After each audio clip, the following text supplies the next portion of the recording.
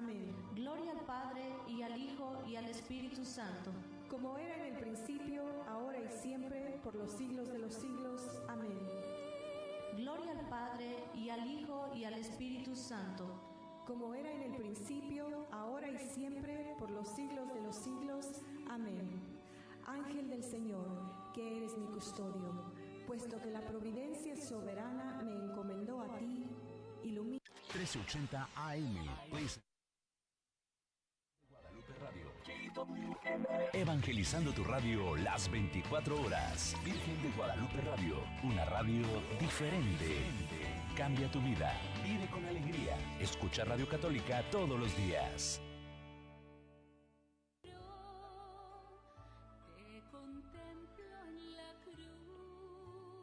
Rumbo al 10º Congreso a la Divina Misericordia.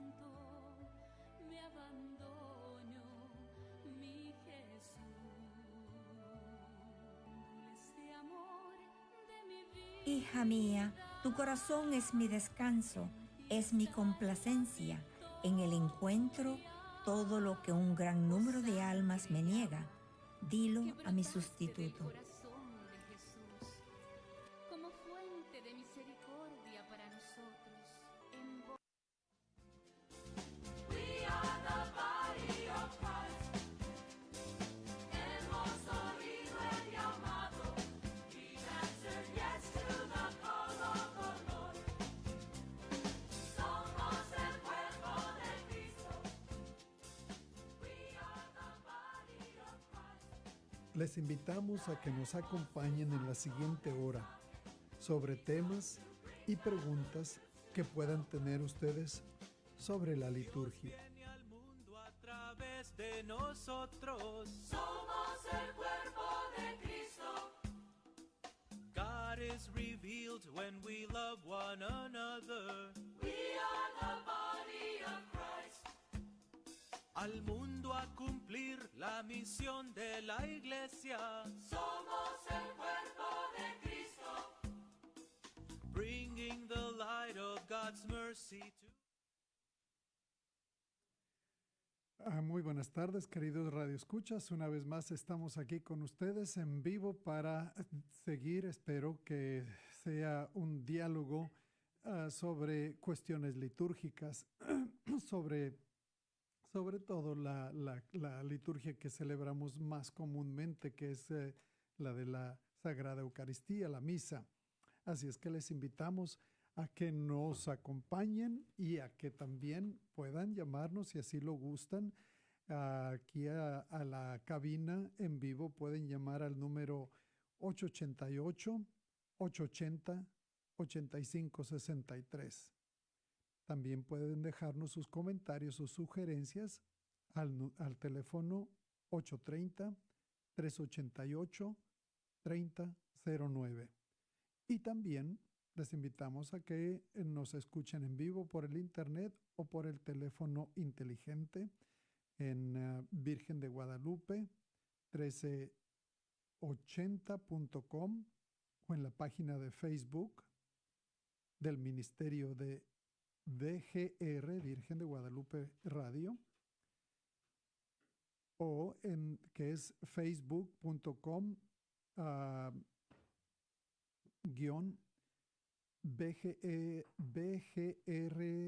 VG Radio 1380. Así es que acompáñenos, déjenos sus comentarios, traigan sus preguntas, hagamos de este programa verdaderamente un diálogo. Ustedes recordarán que la semana pasada comencé a dar una breve historia del desarrollo de la liturgia a través de los siglos. Y que entonces nosotros hemos caído en la cuenta que nunca la liturgia ha sido igual.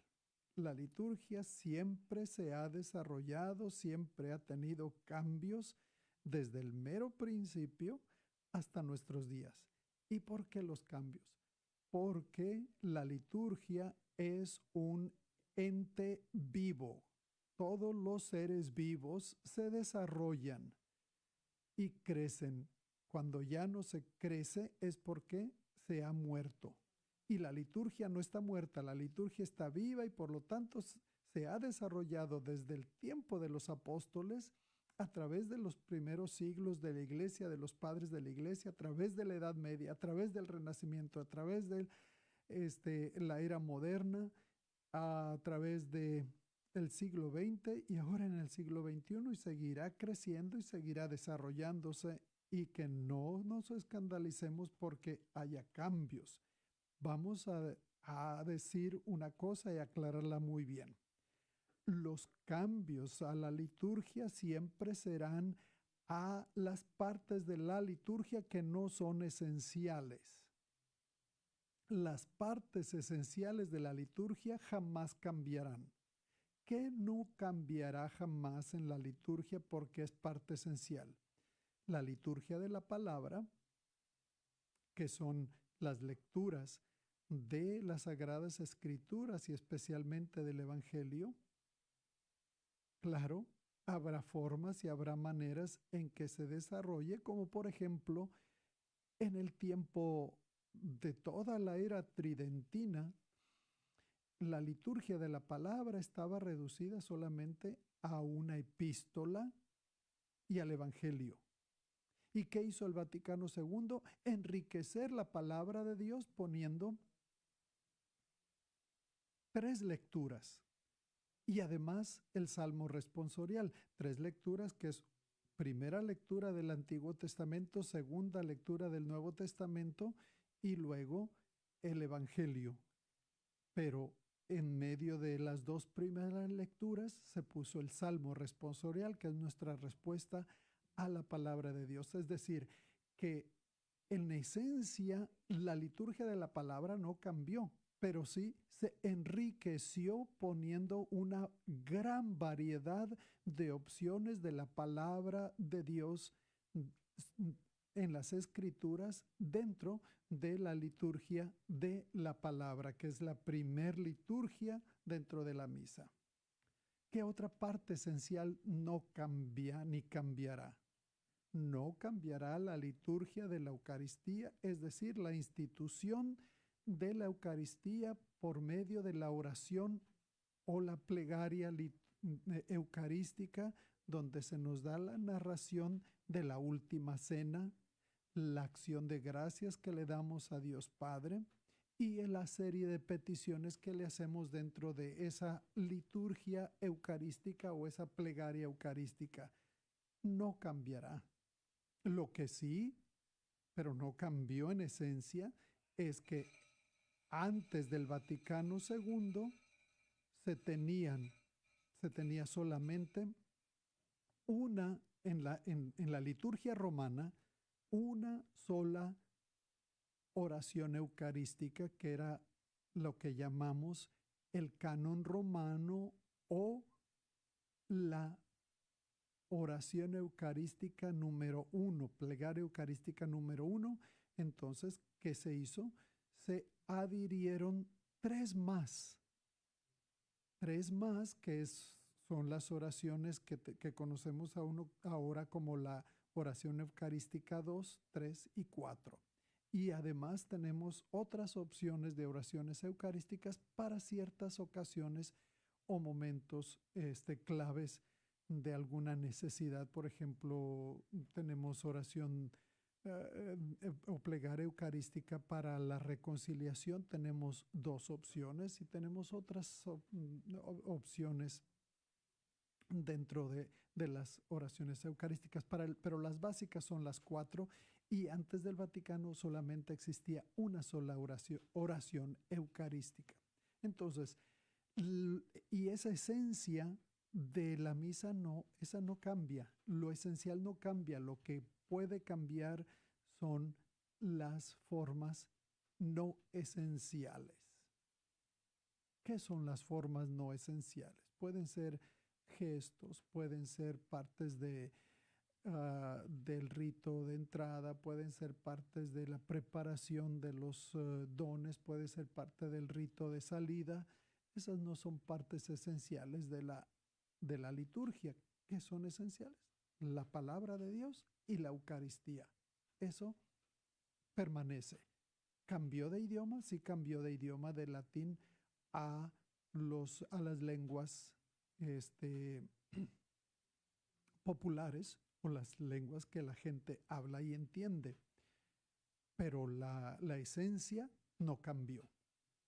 Entonces, hemos estado hablando sobre ese desarrollo de la liturgia a través de los siglos.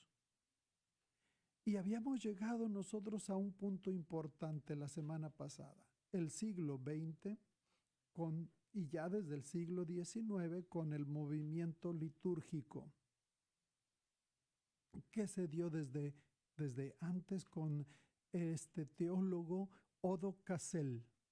Odo Cassel, que nos dio el concepto de que celebramos. ¿Qué es lo que celebramos en la liturgia? No es solamente una serie de rúbricas, no es solamente una serie de normas que hay que observar y que entonces por sí ya todo se da de una manera mágica. No, la Eucaristía, la celebración de la presencia de Dios entre nosotros no es magia, es un misterio. Y Él nos volvió a ese concepto básico del misterio. Lo siguió en el siglo XX, a principios del siglo XX, ya habíamos hablado de esto, la reforma del Papa San Pío X, que él reinó de 1903 a 1914. Y a esta se le llama la primera fase del movimiento litúrgico, que va prácticamente de 1909 a 1939. Ahora, muy a manera global o a manera general, yo les había dicho de los conceptos que él trajo como parte de la reforma litúrgica. Ahora quiero darles más información más precisa acerca de estas reformas que nos trajo el Papa San Pío X. Primero fue un documento que se le llama motu proprio, y se llama este motu proprio tra le sollicitudini de 1903, en el cual en este documento motu proprio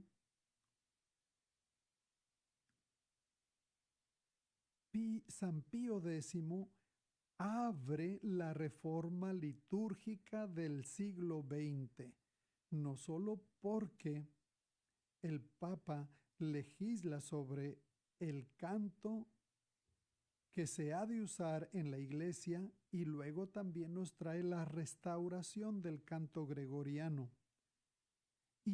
Pero lo más importante de este documento es que él nos exhorta a los fieles a participar activamente en la celebración de los misterios. Fíjense, aquí nos da dos conceptos importantes. Participación, que es una de las partes importantes que retoma el Vaticano II en las reformas del Vaticano II, que nos habla sobre la participación de los fieles, que debe ser plena, consciente y activa. La retoma de este concepto de Pío X, que es que él exhorta a los fieles a participar activamente en la celebración. ¿Cuál era el problema de todo el tiempo del rito tridentino? La gente no participaba de la misa. ¿Por qué no participaba de la misa? Primero, porque no la entendían. Segundo, porque ni siquiera eran invitados a participar. ¿Qué estaba haciendo el padre allá? Celebrando dentro de lo que era el presbiterio que estaba casi encerrado en ese presbiterio por un comulgatorio, y de espalda al pueblo, y a veces muchas de las oraciones eran secretas. La gente pues no sabía qué estaba pasando allá. Simplemente sabían que allá se estaba celebrando la Eucaristía. Y entonces, ¿qué es lo que hacían mientras? La gente estaba rezando alguna novena, el rosario o alguna otra piedad popular, alguna otra devoción. Y entonces en realidad no participaban. Pero principalmente no participaban porque no había oportunidad de participación dentro de la liturgia, empezando por el idioma que era en latín, y entonces la gente no hablaba latín ni entendía latín. ¿Cómo iban a responder? ¿Cómo iban a participar? ¿Cómo iban a entender? ¿Cómo iban a tener una participación plena, consciente y activa? Y entonces él aboga por esta participación de los fieles dentro de la liturgia. Y luego dice participar activamente en la celebración de los misterios. Y entonces al decir de los misterios ya nos está remontando a que Odo Cassel en el siglo XVIII nos habla ya de que la liturgia se celebra a través de misterios. El misterio de la Eucaristía, el misterio de la palabra, todas las formas en que nosotros celebramos los sacramentos, y la liturgia es a través del misterio. Es decir, de que Dios se manifiesta a nosotros de una manera misteriosa o a través del misterio. Y entonces, precisamente por eso, ya aquí ya nos dice, en la celebración de los misterios, nos da ya esos conceptos que después el Vaticano II, en sus reformas que van a venir en el siglo, ya más bien en los años 60, donde cambia la liturgia en cuanto a la participación, en cuanto al idioma, en cuanto la forma de celebrar la liturgia, para que entonces sí se permitiera una participación plena, consciente y activa dentro del misterio. Son retomados luego, no fue algo inventado en ese momento. Y entonces también otra de las cosas por las que él aboga, el Papa San Pío X, es llamar a los cristianos a participar con frecuencia e incluso diariamente en la comunión. La gente no comulgaba en las misas. Y precisamente por eso él hace este llamado a los cristianos a participar con frecuencia en la comunión e incluso diariamente, dice, tal como lo había hecho ya el Concilio de Trento, pero ahí se quedó, no se llevó en realidad a la práctica. De hecho, no solamente hace eso, sino que después, algunos años después, en el 1910, precisó el Papa Pío X, San Pío X, que los mismos niños están llamados a comulgar desde la edad de razón. Y por eso él instituye la primera comunión de los niños. Y entonces, con esto, pues dio paso a la primera fase del movimiento litúrgico. En este movimiento litúrgico hubo entonces varios teólogos litúrgicos que tomaron estas ideas del Papa San Pío X y las llevaron más allá. Como por ejemplo tenemos en Bélgica, en Montcésar, que era un monasterio en las afueras de Lovaina, Bélgica, el monje benedictino Lambert Baudouin, y toma su llamada a la participación activa de los fieles en la celebración. Fue escuchada por este monje, y entonces él se convierte en uno de los pioneros del ecumenismo, lanzó un movimiento litúrgico destinado a extenderse mucho más allá de Bélgica. ¿Y cuál era su finalidad? Llegar hasta la masa de los fieles para que los fieles pudieran conocer estas reformas de la liturgia. Y por eso él editó un pequeño misal popular. Luego también se convierte, dice que los sacerdotes son los que se deben de convertir en los educadores litúrgicos de los fieles. También después de esto viene otro reformador, otra persona importante en esta primera parte de la reforma. Esto es en Francia, el padre Paul Doncourt, que invita a iniciar con los jóvenes, invitándolos a participar en la liturgia, especialmente por medio de la práctica de la misa dialogada. Esta parte de la misa dialogada es muy importante porque en realidad el sacerdote antes de la reforma litúrgica del Vaticano II tenía prácticamente un monólogo. Era solamente él se hablaba y él mismo se respondía, o a lo máximo respondían los monaguillos, pero no había más que eso. Entonces la misa dialogada viene a dar resonancia a lo que nos dice el Papa Pío X, la participación activa de los fieles en la liturgia. Por eso él aboga por esa misa dialogada. Después tendremos, por ejemplo, un profesor de teología, Romano Guardini, de Alemania. También de Alemania, Odo Cassel. Ya había hablado de Odo Cassel en el siglo XVIII con la cuestión del desarrollo de la idea de misterio. Y entonces son retomadas todas esas ideas para esta reforma litúrgica o este movimiento litúrgico en los primeros años del siglo XX. Bueno, vamos a tomarnos un pequeño receso, un descanso, y volveremos para ver la segunda fase en el siglo XX del movimiento litúrgico que fue iniciado por el Papa Pío XII. Entonces, permanezcan con nosotros y volvemos en unos momentos.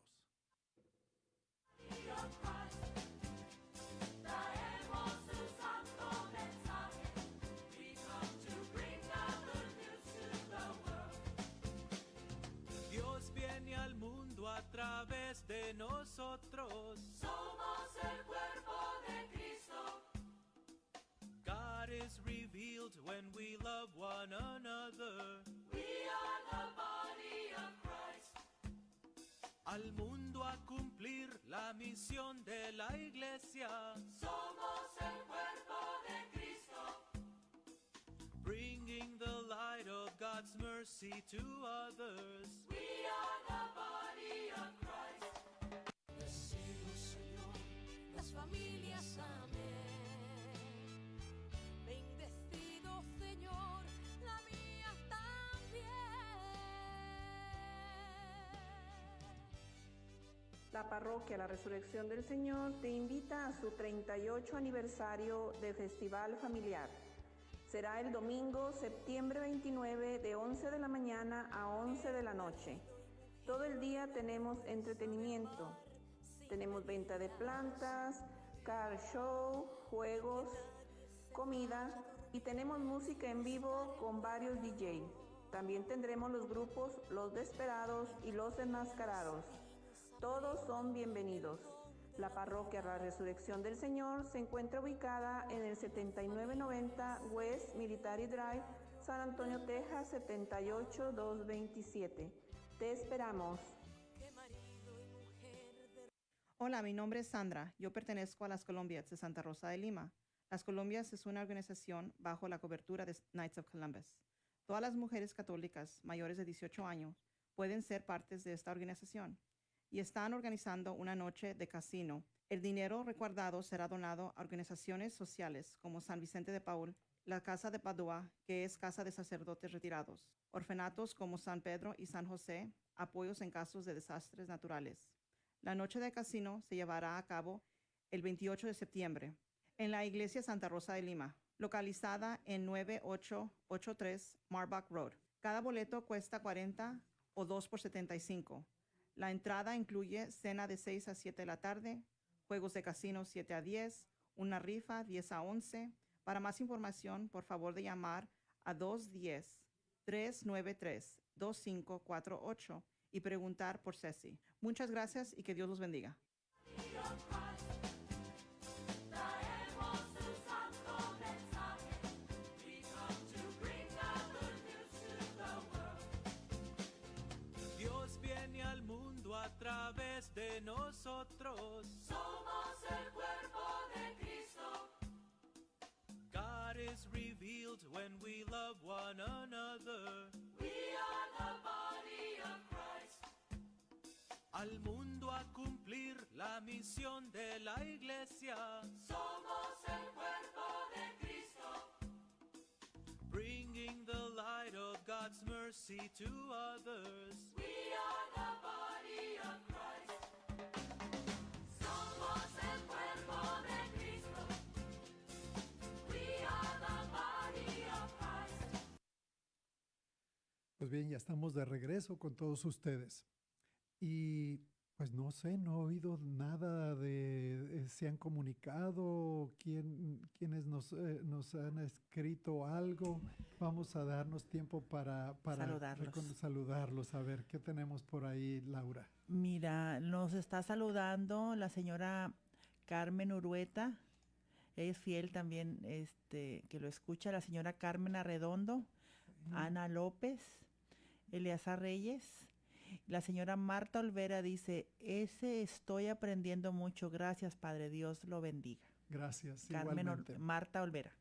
Pues un saludo para todos ustedes y pues sigan comunicándose con nosotros, que me quedo, por decirlo así ansioso por escuchar de ustedes. Y sus preguntas, ¿verdad? Sí. Por aquí mismo. A ver, si tienen preguntas, pues claro, pregunten, por favor, o hagan comentarios, pero por lo menos ya con los saludos sabemos que ahí están y que no es en vano esta manera de tratar de aprender más sobre la manera en que nosotros celebramos la fe, porque eso es la liturgia. Cómo celebramos nuestra fe a través de nuestras acciones y a través de la presencia de Dios que se manifiesta en el misterio de la liturgia.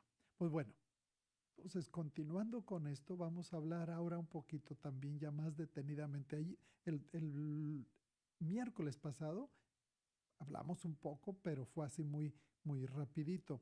Pero ahora un poquito más detenidamente sobre, pasamos esta primera fase del movimiento litúrgico, que podemos decirlo, tal vez si lo pudiéramos dividir en la primera fase del movimiento litúrgico fue durante la Primera Guerra Mundial, y luego ya tenemos la segunda fase, que es prácticamente durante la Segunda Guerra Mundial. Desgraciadamente se dieron estos hechos en Europa que marcan la historia de la vida, sobre todo en Europa, y en esos tiempos también de crisis, pues se da también estas bendiciones, el movimiento litúrgico. Y entonces se dieron pues en la primera fase a la tarea de poder implementar algunas de las ideas que había traído el Papa Pío X para la renovación o la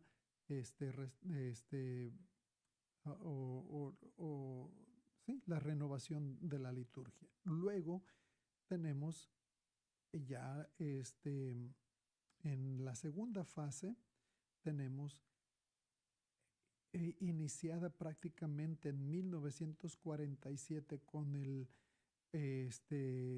Papa Pío XII, con su encíclica, la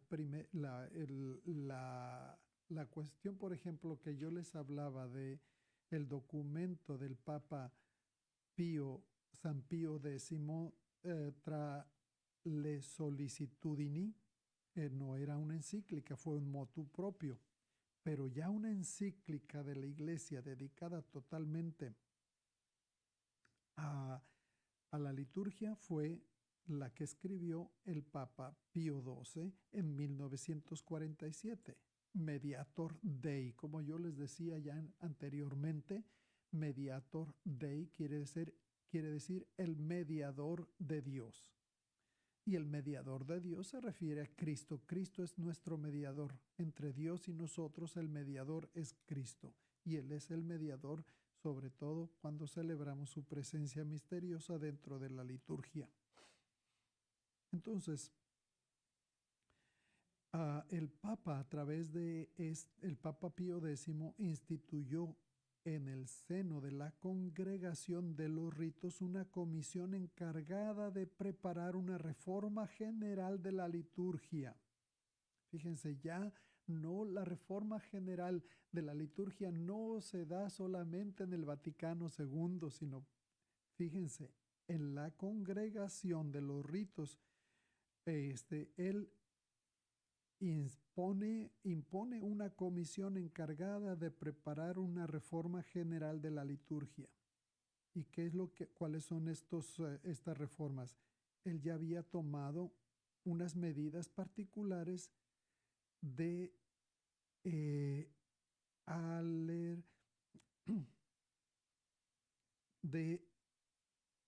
alejamiento de la ley del ayuno eucarístico para facilitar la celebración de la misa por la tarde y la comunión en los países en guerra.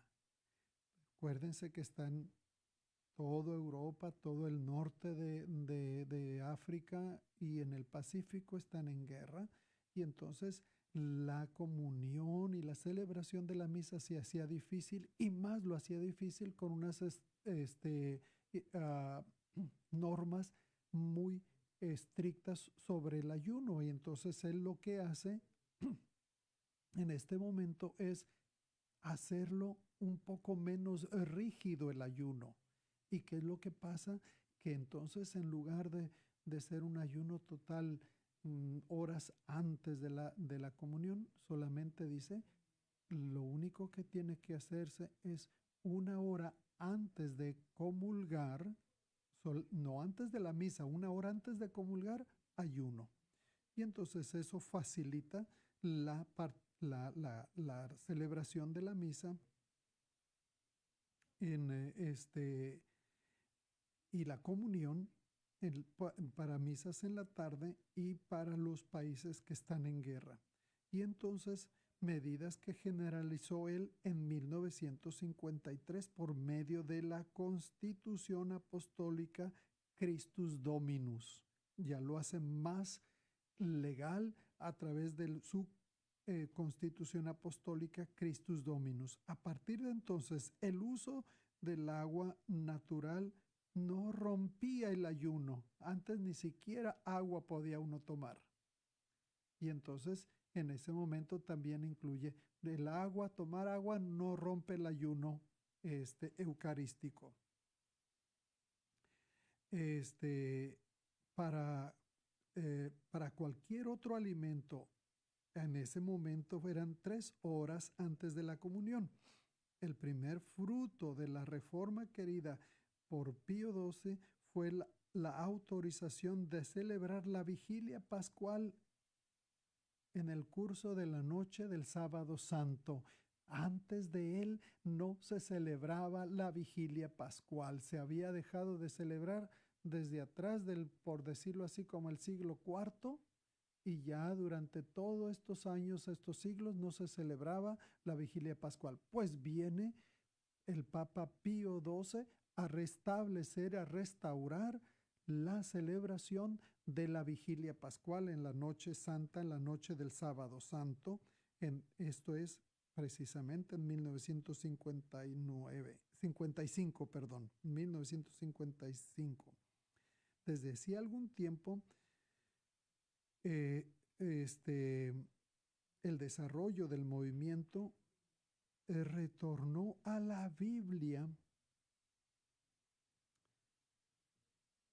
es decir, volver otra vez a la palabra de Dios en el uso litúrgico, que estaba muy limitada, el uso de la Biblia en el uso litúrgico, para que todos tuvieran acceso en la celebración a la mesa de la palabra.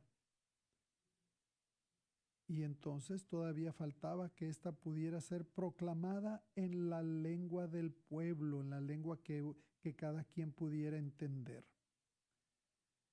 Y entonces no llegó a tal punto, pero sí que se le diera más riqueza a el uso de las escrituras en la liturgia, pero el uso de la proclamación de la palabra en lenguas populares no llegará hasta luego. Continuará este trabajo hasta que se vea florecer en la reforma litúrgica del Vaticano II.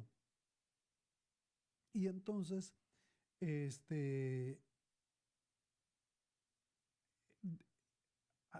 todas estas series de reformas van siendo como, vamos a decir, el amanecer, van a ser los albores de lo que ya venía fraguándose para tomar todas sus reformas en el Vaticano II. Y entonces les había yo hablado también que nos da dos ideas básicas en esta encíclica. Una que nos da una definición de la liturgia en esta encíclica, que es la definición de la liturgia, que es: la liturgia es la labor o el trabajo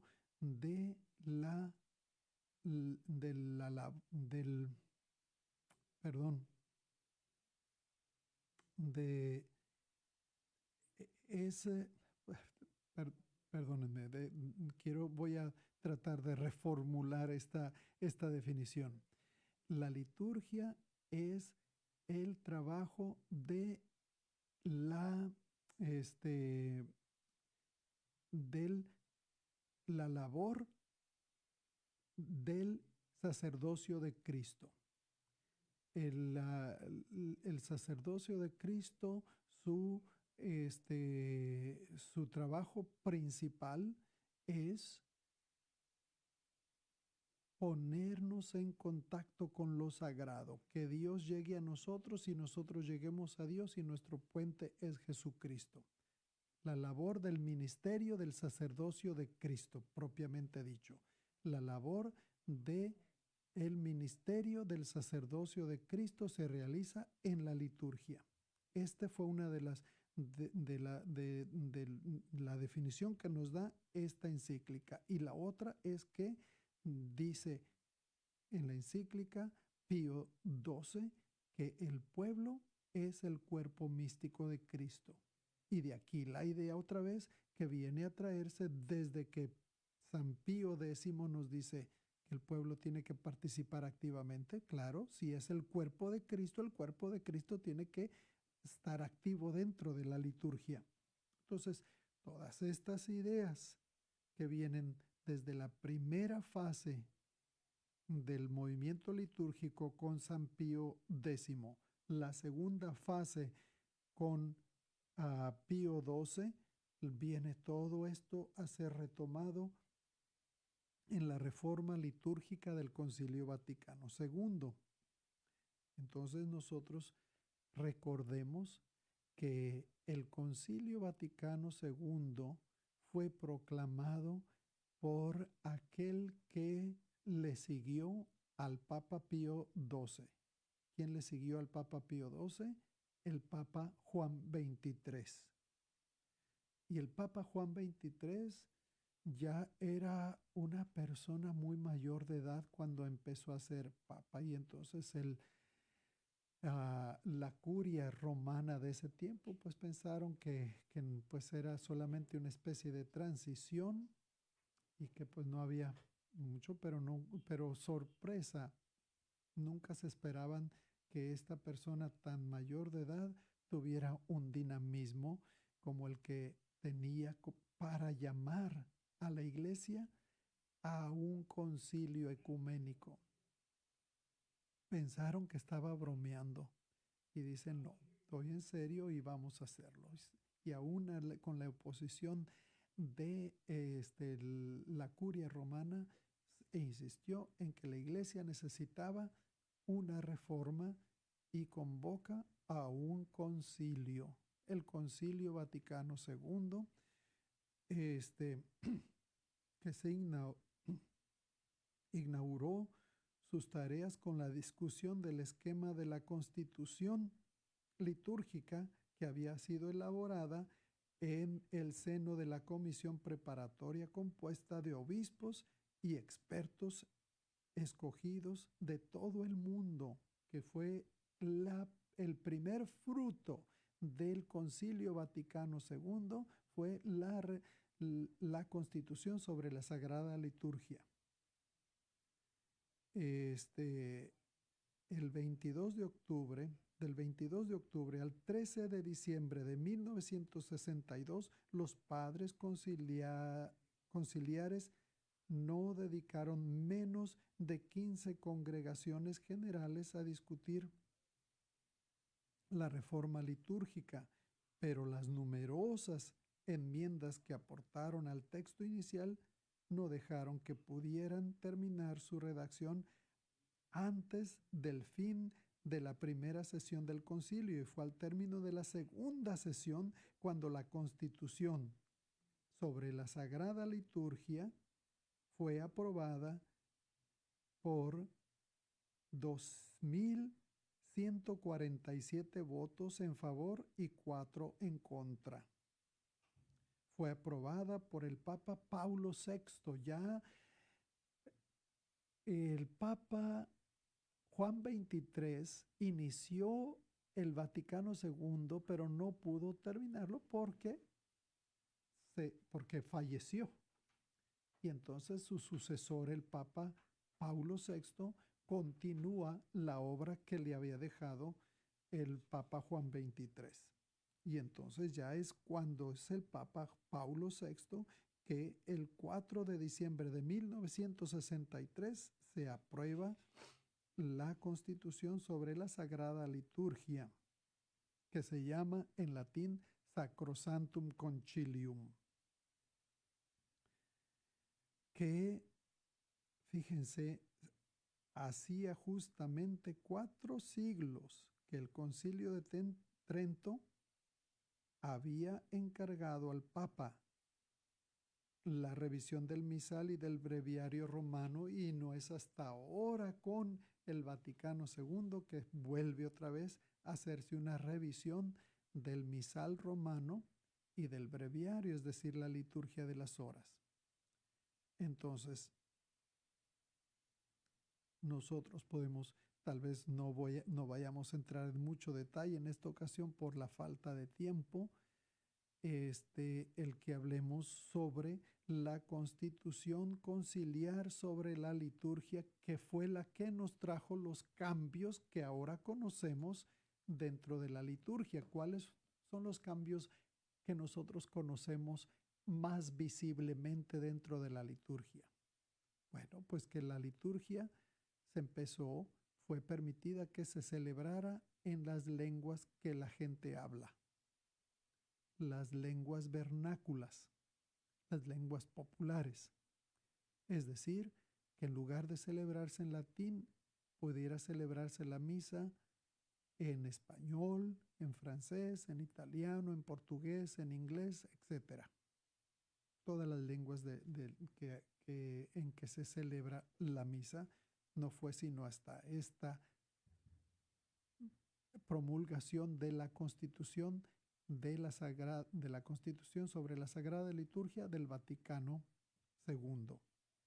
Ese es uno, el que se celebraran la misa y los sacramentos y la liturgia en las lenguas que la gente entiende y habla. La otra es que se permitió que los fieles participaran más activamente dentro de la liturgia con la misa dialogada y que la gente entendiera: el Señor esté con ustedes y con tu espíritu. Levantemos el corazón, lo tenemos levantado hacia el Señor. Demos gracias al Señor nuestro Dios. Es justo y necesario. El diálogo y el invitar a que la gente ore juntamente con el sacerdote dentro y a través de la liturgia. También que participaran dentro de los ministerios. Antes de eso no había ministros lectores. Ahora se permite que haya lectores que proclamen la palabra de Dios, la primera y la segunda lectura, el salmo responsorial, y también, sobre todo, que sean hombres o mujeres indiscriminadamente, cuando antes no se permitían y ni siquiera se les permitía subir al presbiterio, mucho menos que proclamaran la palabra de Dios desde el ambón. ¿Qué otras cosas fueron visibles en estos cambios para que hubiera más participación de los fieles dentro de la liturgia? El canto. Pudo haber una reforma en el canto. Sigue siendo el canto gregoriano, el canto oficial de la iglesia, pero se permitió también que los cantos populares y en las lenguas de la gente pudiera realizarse la liturgia. El canto, pues ahora ya cantamos en inglés, cantamos en español, cantamos en francés, en las lenguas que nosotros sabemos y podemos cantar y alabar a Dios. Bueno, antes no se podía, pues ahora sí. Después del Vaticano II se permitió el canto en las lenguas populares. Vamos a hacer un corte y regresamos para seguir hablando de algunas de estas reformas del Concilio Vaticano II.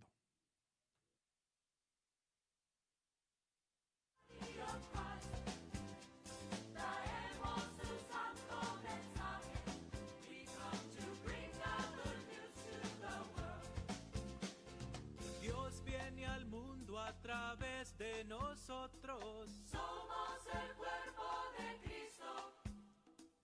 God is revealed when we love one another. We are the body of Christ. Al mundo a cumplir la misión de la iglesia. Somos el cuerpo de Cristo. Bringing the light of God's mercy to others. We are the body of Christ. Somos el cuerpo de Cristo. We are the body of Christ.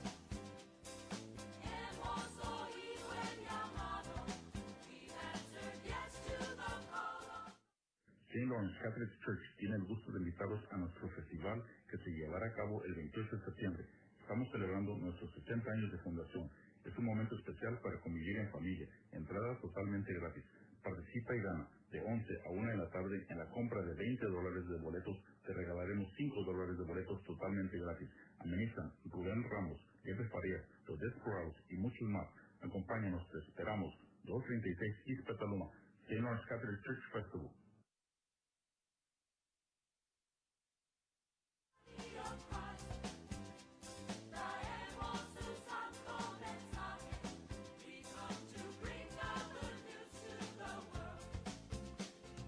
Dios viene al mundo a través de nosotros. Somos el cuerpo de Cristo. God is revealed when we love one another. We are the body of Christ. Al mundo a cumplir la misión de la iglesia. Somos el cuerpo de Cristo. Bueno, pues estamos ya de regreso y ahora vamos a escuchar de algunas de las personas que se han estado reportando para darnos comentarios o saludos.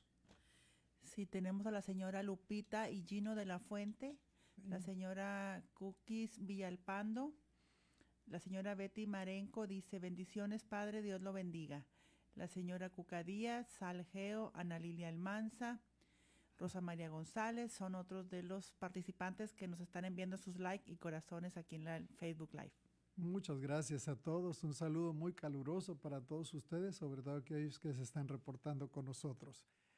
Pues bien, ya nos queda poco tiempo para concluir con esta hora de nuestro reflexionar sobre la liturgia. Ahorita estamos, como les decía, reflexionando sobre el desarrollo de la liturgia a través de los siglos que nos ha llevado a la reforma litúrgica del siglo XX y luego ya en los años 60 del siglo XX nos llevó a el Concilio Vaticano II, que nos trajo ya en concreto la mayoría de los cambios de la liturgia, de la renovación de la liturgia, que es como la conocemos ahora, que le llamamos el Novo Ordus, el Novo Ordo, el Nuevo Orden, que le llamamos también de otra manera el Misal de Paulo VI, que fue la manera en que se reformó, se le hicieron cambios a la liturgia, se le quitaron muchas de las cosas que no eran necesarias, se dejó la esencia, les decía yo, la esencia de la misa es la palabra, la liturgia de la palabra, las escrituras y la Eucaristía. Esa parte no cambia. Muchas de las cosas que se le vinieron adhiriendo se quitaron. Una de las cosas también que ustedes pudieran ver dentro de la liturgia es la reforma del calendario litúrgico, especialmente la restauración de la importancia de la misa dominical en lugar de la importancia de las fiestas de los santos. La misa dominical viene a tomar predomina sobre las fiestas de los santos. Seguimos nosotros celebrando a los santos, pero ellos no toman precedencia sobre la misa dominical o sobre los tiempos litúrgicos importantes del año litúrgico, como son el tiempo de Adviento, el tiempo de Navidad, el tiempo de la Cuaresma, la Semana Santa, la Pascua y luego ya después los domingos del tiempo ordinario. Entonces esa otra de las cosas que se restauraron en la liturgia fue el año litúrgico, la participación de los fieles, la renovación también de las celebraciones de la Semana Santa, incluyendo lo que ya había venido a traernos el Papa Pío XII, la restauración de la vigilia pascual. Y luego también otra de las cosas, la restauración del rito de iniciación cristiana de adultos, aquellos que no han recibido ningún sacramento o aquellos que vienen de una cultura totalmente pagana y que están interesados en convertirse en cristianos, pues tenemos para ellos toda esta renovación del rito de iniciación cristiana de adultos, conocido ahora como el RICA, que fue restaurado también, este proceso. El enriquecimiento de la palabra de Dios dentro de la liturgia, la participación de los diferentes ministerios y también el traer de nuevo como parte de la liturgia a los diáconos permanentes que ya habían desaparecido por allá en el siglo VI en adelante, ya había desaparecido y ahora se restaura también la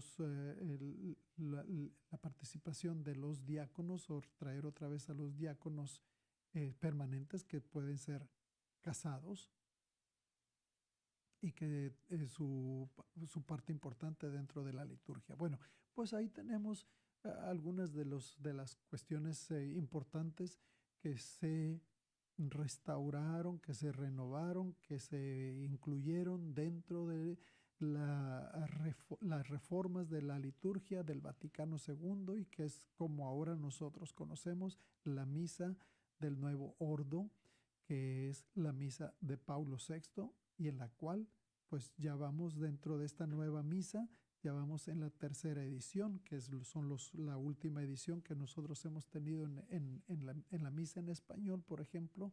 Ya tenemos ya vamos en el segundo año de esta tercera edición, la nueva traducción de latín al español.